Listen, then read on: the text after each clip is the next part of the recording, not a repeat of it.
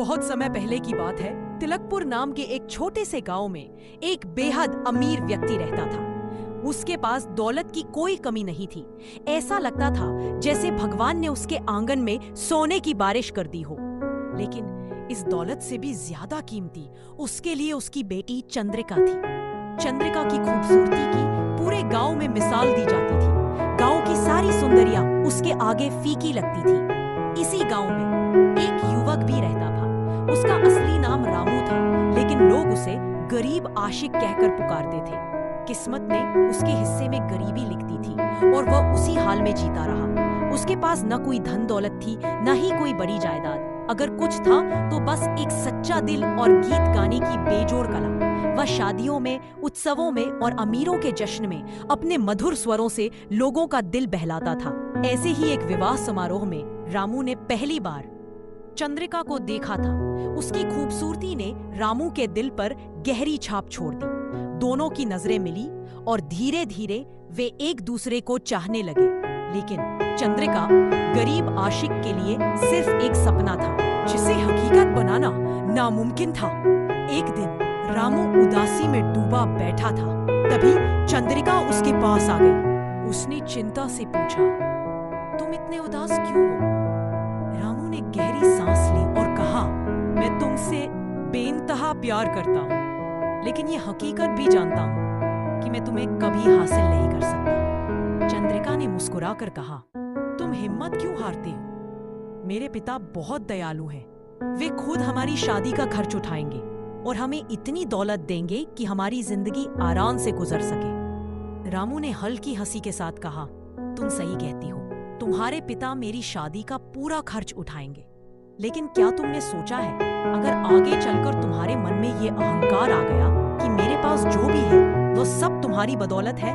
मैं नहीं चाहता कि ये एहसास मेरी मोहब्बत को छोटा कर दे। इसलिए मैंने एक फैसला किया है। रामू ने अपनी मुट्ठी भींचते हुए कहा, मैं 7 साल तक मेहनत करूंगा, अपने दम पर दौलत कमाऊंगा और फिर तुम्हारे पास लौटूंगा। अगर मैं न लौटा तो तुम मेरी उम्मीद छोड़कर अपनी जिंदगी में आगे बढ़ जाना। चंद्रिका की आंखों में नमी थी, लेकिन उसने वादा किया कि वो तय समय तक उसका इंतजार करेगी। हालांकि उसने एक शर्त रखी, अगर 7 साल पूरे होने के बाद भी तुम वापस नहीं आए तो मैं तुम्हें भूलकर किसी और से शादी कर लूंगी।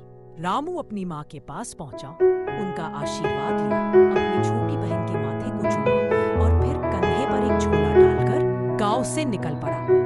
लेकिन तभी पीछे से घोड़े की टापों की आवाज आई। उसने मुड़कर देखा, यह कोई और नहीं बल्कि वीरेंद्र था, जो लंबे समय से चंद्रिका को चाहता था।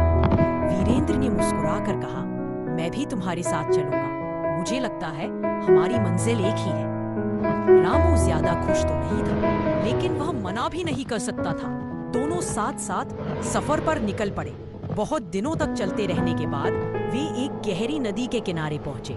सामने कोई पुल नहीं था, ना ही नदी में कोई ऐसा उथला हिस्सा था जिससे पैदल पार किया जा सके। वीरेंद्र ने रामू की ओर देखते हुए कहा, तुम तैरकर नदी पार कर जाओ, मैं तुम्हारे पीछे आता हूँ। रामू ने अपने घड़े उतारकर किनारे रख दिए और नदी में कूद पड़ा। जैसे ही वह दूसरी ओर पहुंचा और मुड़कर देखा, उसकी आंखें फटी रह गईं। वीरेंद्र उसके कपड़े समेटकर घोड़े पर सवार हो चुका था और पूरी रफ्तार से तिलकपुर की ओर भाग रहा था। रामू चीख पड़ा, हे ईश्वर, यह क्या है? लेकिन अब कुछ नहीं किया जा सकता। वीरेंद्र सांप की तरह सरसराते हुए गांव की ओर बढ़ गया। गांव पहुंचते ही उसने रामू के कपड़े लेकर उसकी माँ के पास जाकर झूठ बोला, तुम्हारा बेटा नदी पार करते समय डूब गया। ये रहे उसके कपड़े। रामू की माँ पर दुखों का पहाड़ टूट पड़ा। अपने बेटे के कपड़ों को छूते ही वे जोर जोर से रोने लगी। रामू के कपड़े लेकर उसकी माँ सीधी चंद्रिका के पास पहुंची।